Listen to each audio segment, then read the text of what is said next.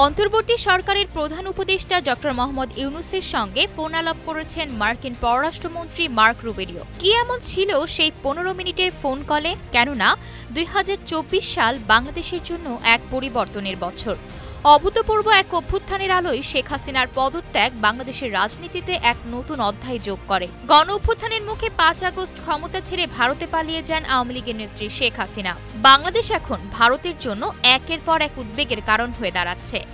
বাংলাদেশে ক্ষমতার পালাবদলের পর ভারত বাংলাদেশ সবথেকে খারাপ সম্পর্কের মাঝে দিয়ে যাচ্ছে, কেননা মোদীপ্রিয় হাসিনা এখন আর মসনদে নেই। নতুন নেতৃত্বে বাংলাদেশের অন্তর্বর্তী সরকার ক্ষমতায় আসার পর থেকে একের পর এক পদক্ষেপে মোদী যেন এখন দিশেহারা। এর আগে ক্ষমতার পালাবদলের পর নতুন বাংলাদেশের অকুতোভয় কাণ্ডারি প্রধান উপদেষ্টা নোবেলজয়ী ডক্টর মোহাম্মদ ইউনূসের সঙ্গে ভারতের প্রধানমন্ত্রী নরেন্দ্র মোদীর প্রথম বৈঠক হয়। তবে নতুন সরকার তো মোদীপ্রিয় শেখ হাসিনা নয়।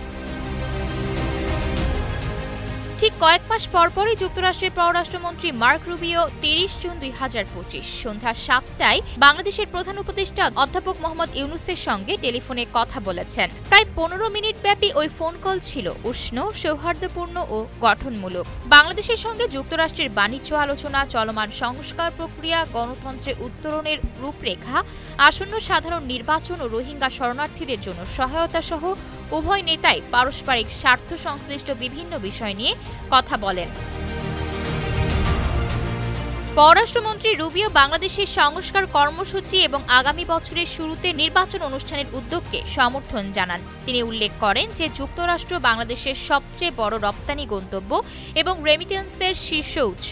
এ প্রেক্ষিতে উভয় নেতা শিগগিরই শুল্ক বিষয়ে আলোচনা চূড়ান্ত হওয়ার আশাবাদ ব্যক্ত করেন, যা দ্বিপাক্ষিক বাণিজ্যের প্রসার ঘটাবে। অধ্যাপক ইউনূস বলেন, রোহিঙ্গা সংকটের টেকসই সমাধান এবং মিয়ানমারে প্রত্যাবাসনের সম্ভাবনা এখন আগের যে কোনো সময়ের চেয়ে উজ্জ্বল এবং বাংলাদেশ এই লক্ষ্যে কাজ করছে। প্রধান উপদেষ্টা সাধারণ নির্বাচনের আগে বাংলাদেশ সফরের জন্য পররাষ্ট্রমন্ত্রী রুবিওকে আমন্ত্রণ জানান, যাতে তিনি দেশের গণতান্ত্রিক উত্তরণ প্রত্যক্ষ করতে পারেন। তবে অন্তর্বর্তী সরকারের প্রধান হিসেবে দায়িত্ব নেওয়ার পর নোবেলজয়ী অধ্যাপক মোহাম্মদ ইউনূস গত কয়েক মাসে বেশ কয়েকটি হাই প্রোফাইল আন্তর্জাতিক সমাবেশে যোগ দিয়েছেন এবং যথাযথ সম্মানও অর্জন করেছেন। ইতিমধ্যেই তিনি দক্ষিণ এশিয়ার সবচেয়ে চর্চিত অর্থাৎ নতুন গল্পের এক কেন্দ্রবিন্দুতে পৌঁছেছেন। একটি রূপান্তরের প্রতীক তিনি জানেন ভারত এত সব কিছুর পরে চুপ করে বসে থাকবে না।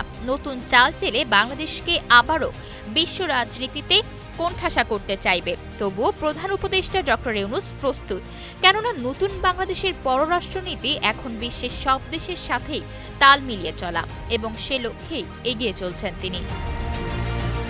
আয়শা অর্থী, নিউজ ডেস্ক, গ্লোবাল টেলিভিশন।